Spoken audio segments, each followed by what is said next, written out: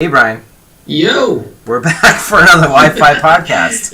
it's Friday. What's I've going had more on? time to wake up today. Yeah, you're in the office again. Yeah, I still gotta make that drive in. Yeah, so how about the gas prices out there? They're terrible. For me to put 13 gallons, it was like 13.6 gallons. I don't know why I remember that number. Yeah. It was $91. Wow. I paid $6.89. And that's in the Porsche? Yeah. You have to get the 91. You only have, what do you have, 92 out there? 91 is the highest. Highest that you have out there. Yeah. That's crazy. I can't get 93. I used to buy Grace gas. Yeah. Which is $10 a gallon. And you liked it. Not all the time, just on occasion. And I'm like, this is terrible. Yeah, because that was the least you could turn the boost up. Yeah, well, I could flip it. I could put it on a different tune, not the Porsche. But Not the Porsche. So yeah, I mean, I haven't had to put any gas in the C8 yet, but I'm getting close. but I did. You're holding off. I'm holding off. I'm just like, driving the Tesla around for free. But It's I not did. free, but it's pretty free. Pretty close. Way cheaper. But I did take the C8 to the car wash the other day, the touchless car wash. I'll put that video up. Let's see. There we go. I don't know if you can see it, but so I took it into the touchless car wash, and yeah, it looks like there's like water coming in the car, but it's really the engine compartment is sectioned off with another window, right? Yeah. And you see the soap coming down, and I posted this to Instagram. People were like, "What's wrong with it? Are you crazy?" Like. Well, you're like when you first look at it, yeah, like you said, it looks like it's coming into the car. Yeah. Like I was like, whoa, what's going on with that? Because you're in your driver's seat, right? Yeah. And when you turn around and look, it looks like it's in the car. Yeah. Yeah. There's a window between the engine and the passenger compartment, but the soap does and the water comes down through there's cooling vents on the side and exit in the back, and water comes down, but it never touches the engine. It's designed like that, right? You do have to go in there and wipe it down if you don't want water spots and stuff, which I do, of course, but but it's not a big deal. It's just funny people react to that. Anyway, so what are we going to talk about this week? All right, so first you want to talk about a free Wi-Fi 6 access point that you're giving out. Yeah, so we're offering a free Wi-Fi 6 access point. The access point it's the 2x2 11AX or Wi-Fi 6 cloud managed access point that we're offering to business owners or IT professionals. If you work at a university or a school, like K-12.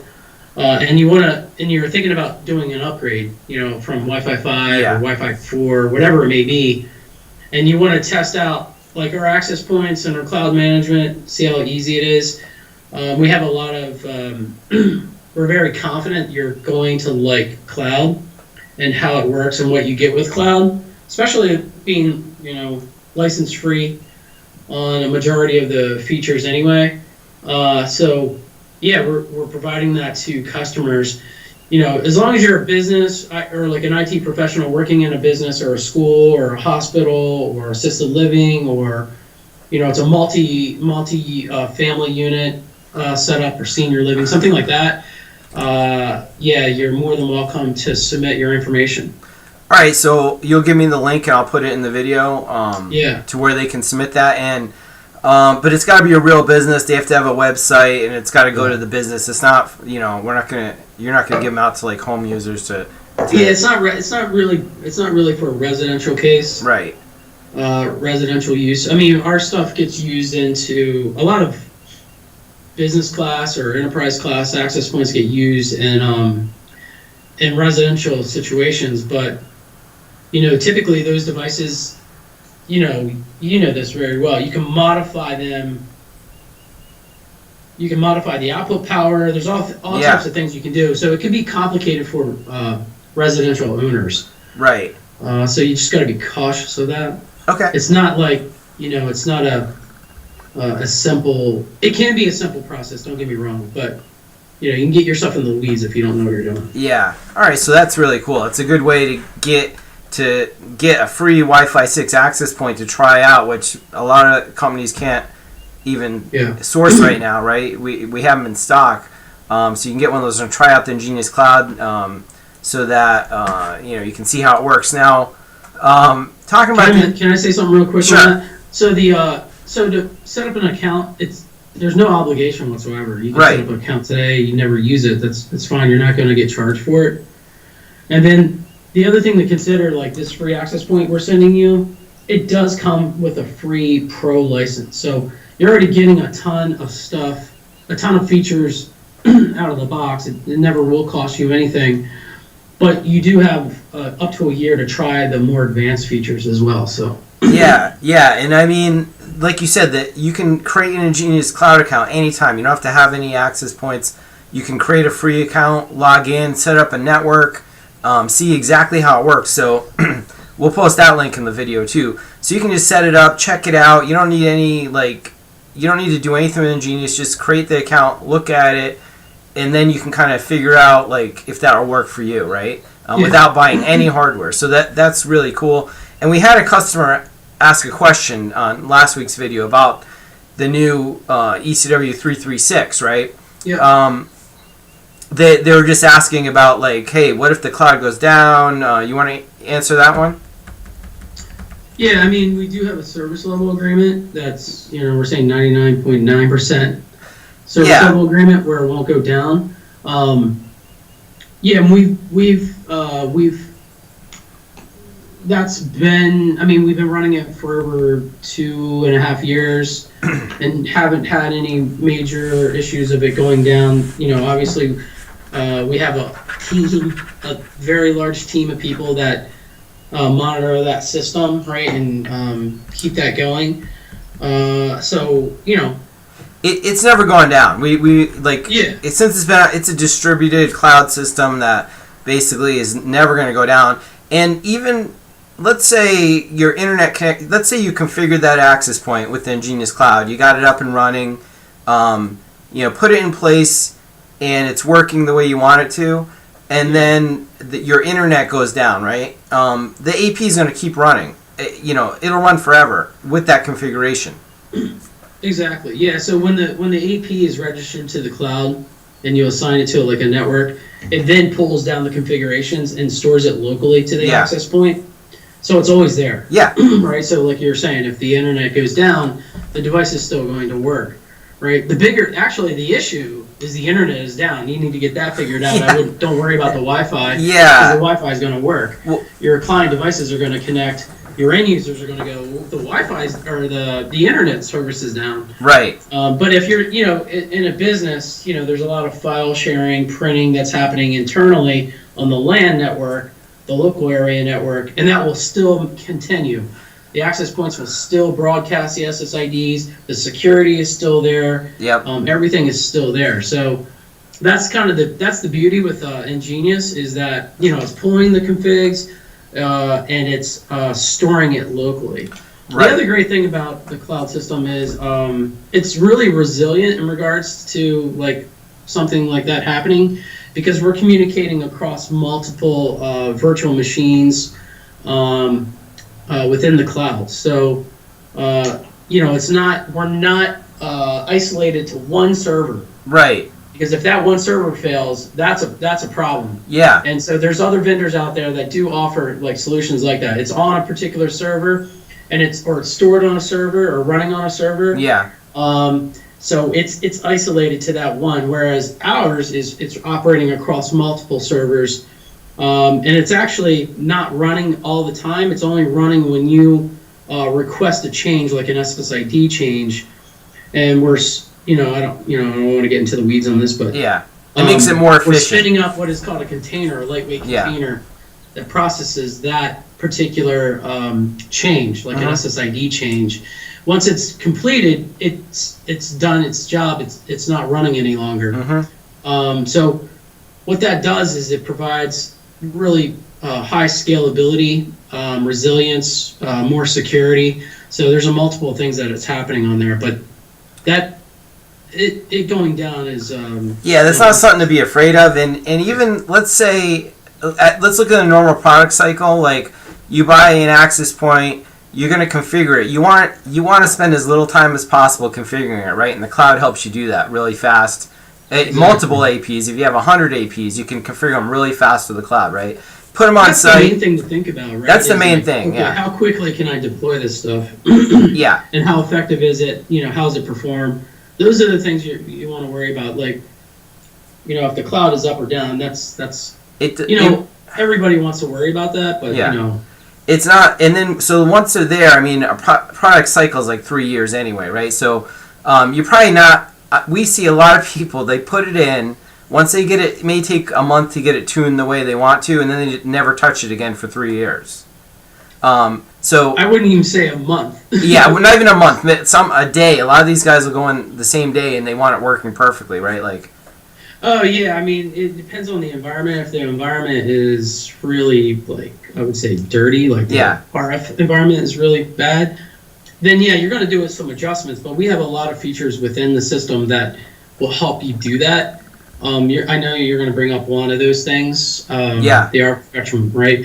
But there's other things like DCS, like dynamic channel selection. You can have that enabled. There's multiple things. Client balancing. There's so many different things that you can adjust or do it on the fly or automatic. Yep. That will help with those situations. So, maybe the first day you're trying to figure out the RF environment a little bit, and then, you're fine tuning it. And it also depends on how many access points you have in the. And if you had a non-cloud managed access point, an on-premise solution, right? Oh. And well, let's just say you went in there. A lot of guys, they go in there maybe 2 days. They want to have this thing installed. That for sure, they're going to put it in there. They're going to configure it, and then they're going to walk away. And if there's any problems, they have to go back out there, and they're going to try to avoid that. So those are really like install and forget. Now the cloud, you have the opportunity to remotely tune it, right? Like you can look at it, and we'll talk about that in a second. Like remotely troubleshoot with the cloud. So you will use it a little more, but once that site is working, you're not going to touch it probably for 3 years until they want to upgrade to the next Wi-Fi standard, right? Yeah, the other thing to think about is, if you're using like an on-premise management system, which is great, but if the on-premise management system is mine and I have it on a server and I'm running it and I'm managing it and I have an issue with it, when I reach out to the vendor has no insight into what you've configured. Now, I would have to let them. I would have to give them access to that. Versus the cloud, it's so much easier and so much more transparent. For the user to be able to use it, the system integrator, the MSP to be able to use it, and for the vendor to also help with it. Yeah, I mean, if you have an on-site controller, then basically the vendor doesn't know like what version of software you're running on it, what firmware's on the access points, like, and all these things have to interact to cause that problem that they're having, right? And everything you just mentioned is time. Yeah, it's time. And it's very hard to get that information. More time to the problem. Yeah. If your network is down or there's an issue, you're adding more and more time to it. So, you're spending a lot of money just trying to get, something figured out. Yeah, even to get from an integrator or end user to get the software version they're running, it takes forever because they're not sure, they don't know the password. There's a lot of things that happen. It's just crazy. So the cloud makes everything better. The person that asked the question about, well, what if the cloud goes away or it falls or whatever? That's usually the home user, right? Because they buy this thing, if they're buying this for home use, they want it to last forever and they want it to be, it's cheap and they're the ones that be the most vocal. If it's a business, they just want it to be able to configure it fast, have it work well. And last for 3 to 5 years, something like that, right? So then your business owner is not on like speedtest.com, right? They're not running. They just want their business to flow well, exactly. So all right, so while we're talking about, so we'll post the ECW336 spec up there too.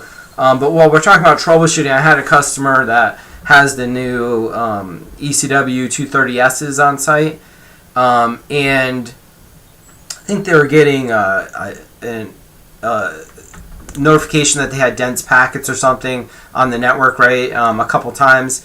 And so they went in, I had them fire up the spectrum analyzer on the 5 gigahertz, and I could see right away, like, all of his access points were on channel 40. And the other channels, he was at 80 megahertz, so he's on channel 40. All the other channels... How many access points? I don't know, maybe like 4 of these in there. All on 80, huh? No, they're on 80 megahertz, but channel 40. Oh. Channel 40.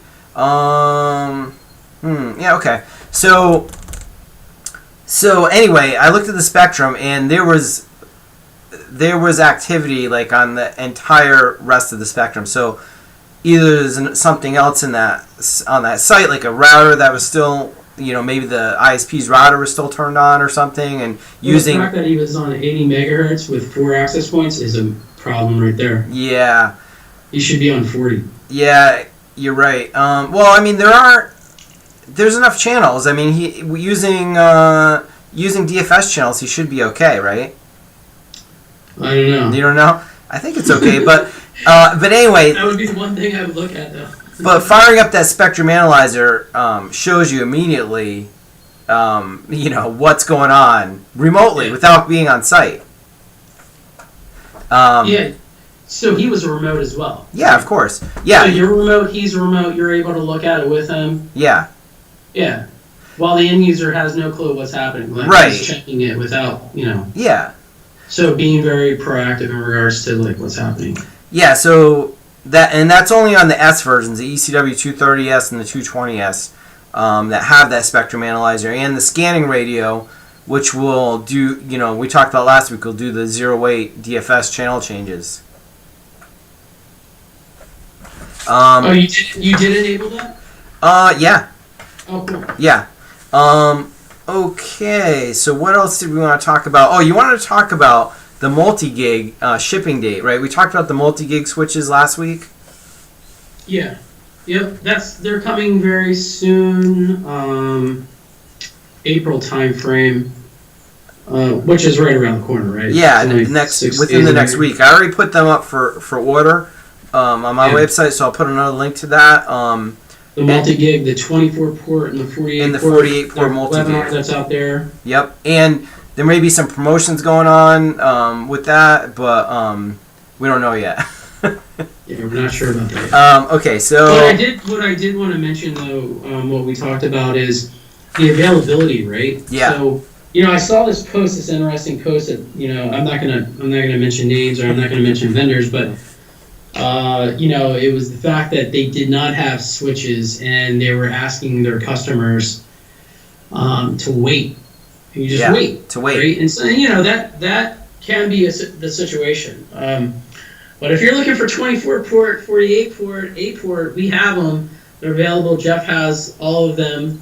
Non-PoE, PoE, multi-gigabit, 10 gigabit. Yep. Right, I'm looking at my inventory, not what's in the channel or what's with Jeff, but I have 24-port full power, 24-port half power, I have 48-port full power, I have 48-port half power. When I mean half power, like the budget sizes or the P.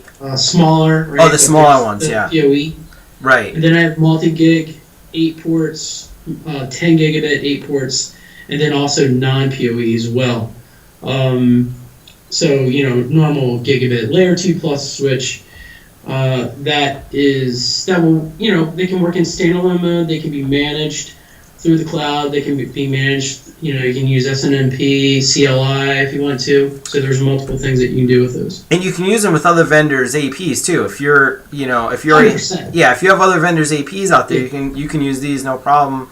We sell a lot of them with the Ruckus APs, and they work great. So if you're using a certain, Wi-Fi vendor and they don't have switches, and that's holding up your project, then use the Ingenious Cloud switches. They'll work great. Yeah. I mean, I think a lot of customers are finding that out, or a lot of yeah, like system integrators, MSPs. A lot of people are finding out. A lot of customers used to come to us for access points, and they're starting to understand that we have a whole switch line that, they work really, really well. I mean, we build these switches ourselves, so alongside of the AP side. So now I know the ECW336, the Wi-Fi 6E access point that's coming out from Ingenious. I know that one has a standard PoE plus 802.3AT requirement, right? But what about the multi-gig switches support PoE plus plus, right? Yeah, the 10 gig 8 port and the 2.5 gig 8 port support PoE plus plus, which is up. Our version is up to 60 watts, so it's 802.3 BT. BT, okay. So we have two variances that support PoE plus plus. Yeah, so I know some of the Ruckus APs require BT. Yeah. So the multi-gig switches, the 8 ports, will work. What's the Ethernet port on that on that Ruckus AP? It's got a 2 point. So let's just say the 750 or the 8 Ruckus R750 or R850, it has a 2.5 and 5 gig Ethernet port. Oh, okay. So I mean, the ECS 2512 FP or the ECS 5512 FP will work totally fine with those particular access points. Now, are they 8x8s or 4x4s? The 850 is 8x8. The R850 is 8x8. The R750 is 4x4. And so let me ask you: have you seen a gigabit of usage? No. So you could get away with a gigabit switch, but to build in like future proof, I guess you would say. Yeah. 2512 FP or 5512 FP, no problem. Yeah, because they'll reduce the capabilities. They have like a matrix. Like if you feed it like AF power, it'll work, but like at a reduced power output or capabilities. Yeah. So the better switch you have, the more capabilities you'll get out of it. The more PoE power. So yeah, that's something we can do too. All right, anything else you want to talk about, Brian? We did. Did we go through the 336? We didn't talk about the ECW. Yeah. Well, okay. So the spec sheet's up. I'm gonna post a link to it.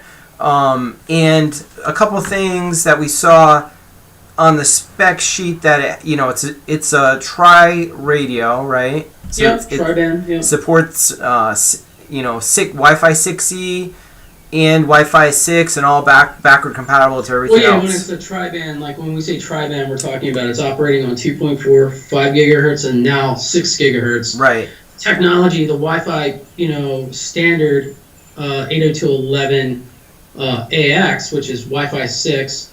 We're using that method to communicate or to connect devices and so on. So, that's efficient in itself. It's super efficient, right? Yeah. How it communicates on the Wi-Fi communication processing side. So that's happening on 2.4, 5 gigahertz, but now it's also happening on 6 gigahertz. So you're now getting a new frequency band, a very large frequency band, and you're also using the more efficient communication process part of it, which is Wi-Fi 6. Or the standard, I should say, or 11AX is operating on 6 gigahertz now. So you got this whole new frequency band on top of this newer way to communicate more efficiently. So they compound, and the overall experience is, I would say, it's gigabit Wi-Fi at this point. So yeah, and to talk about the wired side, so this is the first Ingenious AP that supports 5 gigabit Ethernet too, right? Multi-gig. I think, right? Yeah. Oh, yeah. On the port side, on the Ethernet port. Yeah. Is that what you said? Yeah. 5 gigabit Ethernet. 2.5, 5, and 1 it supports. Yep. Yep. Now, exactly. The 5 gigabits on the Ethernet port. The maximum, just to give you an idea, the maximum power consumption of that device, this peak, is about 22.5 watts for that device. So it's an AT, like you said before, it's AT, but I wanted to give you like what the peak power consumption would be. That's under a lot of load. on the access point. So yeah, all three bands fired up. So that's awesome that you're still working from a standard, PoE plus switch, with that AP. Oh yeah, we'll be able to offer it across all the switches. I would definitely consider the 2512 FP because let me see if I can find it as we're talking. Well, we're getting close to shutting off. Yeah. I was going to mention some testing. Oh, that with the 2512 FP, some of the throughput you saw.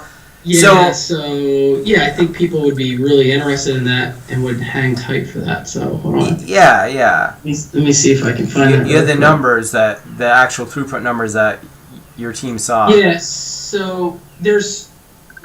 Do you think you could guess what client devices we tested on? When you installed? Maybe you can talk about that real quick. Yeah. So maybe you were testing against like the Samsung S21 or something like that. Yep. Yes, I think it's S22. 22. Okay. And the your mini PCI. No, it's called the M.2 card now. M.2 card. But it's the Intel AX210. To test, right? So Yeah. just to give you an idea, we tested. The great thing about Wi-Fi 6E, you have way more 80 megahertz wide channels and way more 160 megahertz wide channels. Yeah. So I'm just referencing 160 megahertz. I have the 80 megahertz, but just to give you an idea of like what that would be. So testing on the Intel AX210 on which is a 2x2 device. Testing on 5 gigahertz, we saw 1.5 megabits per second on the transmit. And gigabits per second? 1.5 transmit and receive. Gigabits. Yes. Oh, you said megabits. I'm like, that's not good. Oh, no, I'm sorry. Yeah. Gigabits. So 1.5 gigabits per second. So yeah, that's kind of what we're expecting to see. That's on 5 gigahertz. Oh, that's on 5. Okay. Yeah. On 6, we saw 1.9. 1.9. Yeah. Got it. And that's a single client test. So close distance, I would say. So you're gonna see about that same number probably with multiple clients, right? Like it's not gonna use that for each client. It's still like sharing that spectrum. So what that's telling you is, it's great that this AP supports 5 gigabit, but 2.5 gigabit is going to be the big one going forward, and that's what the 2512 supports.